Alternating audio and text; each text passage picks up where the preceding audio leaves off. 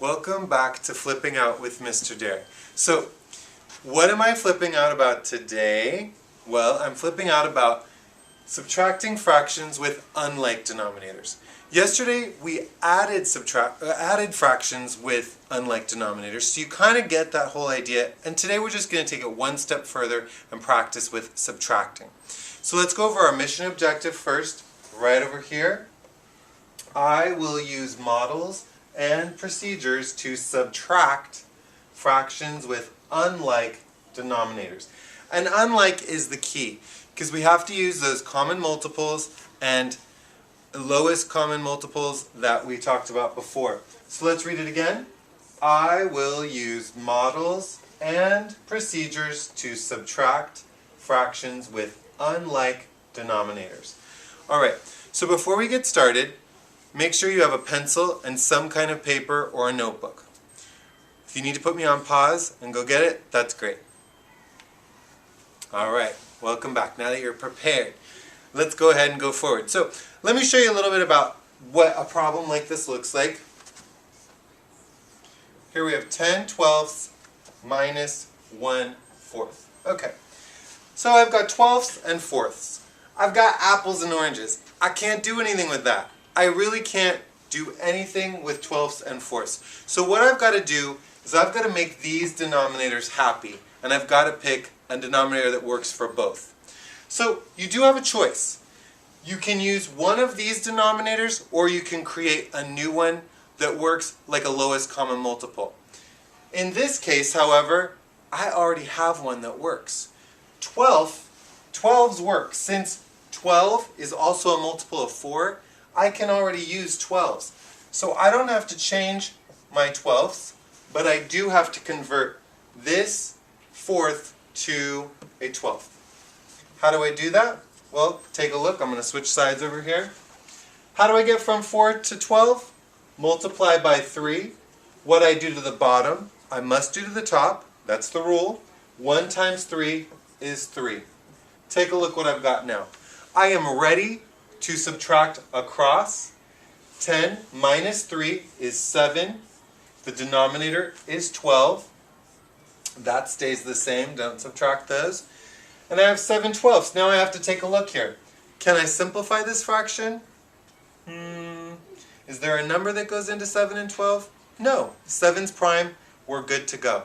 So the answer to this problem is 7 twelfths. Let's do another one together.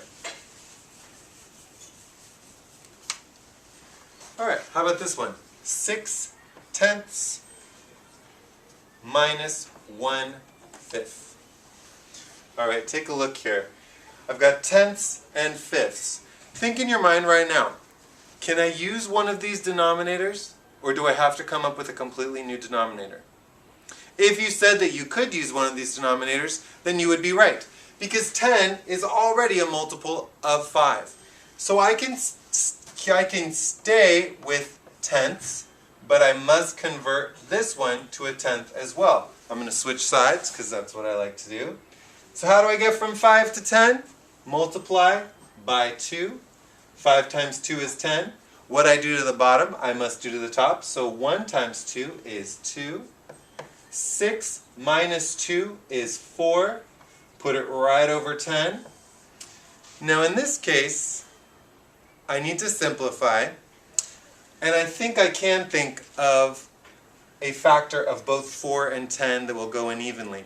If you think it's 2, then you would be right. So 4 divided by 2 and 10 divided by 2.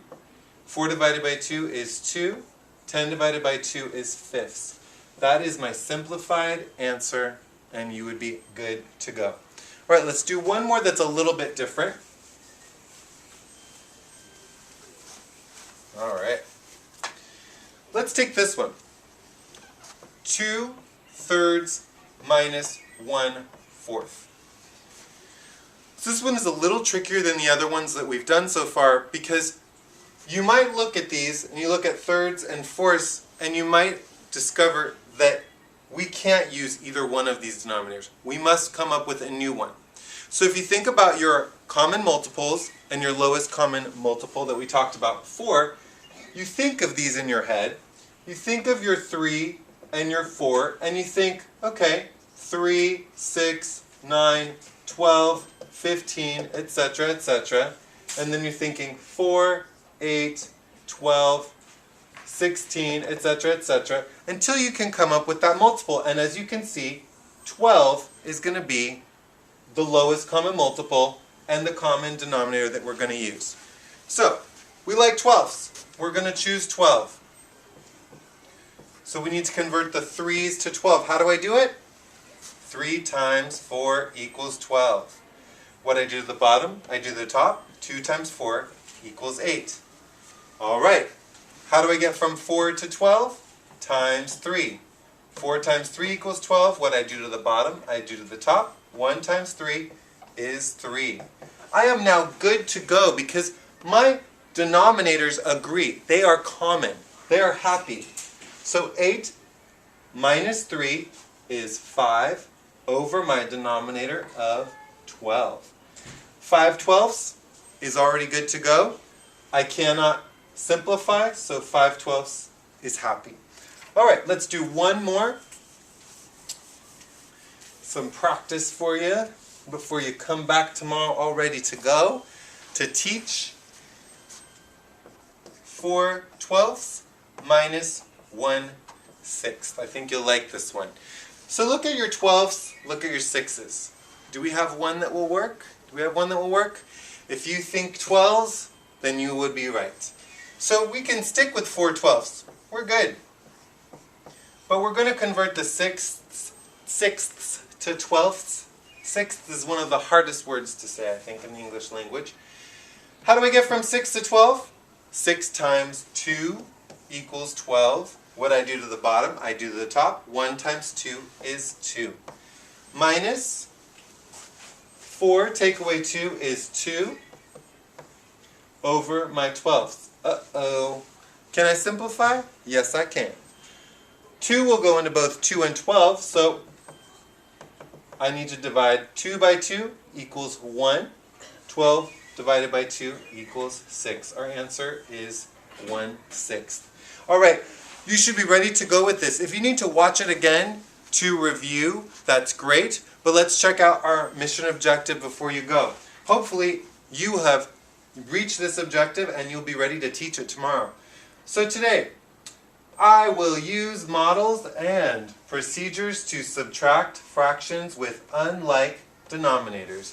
If you think you're ready to go with that, then you're good. If you think you need to watch it again so you reach this objective, go ahead and do that. Otherwise, I'll see you tomorrow in class. Great job.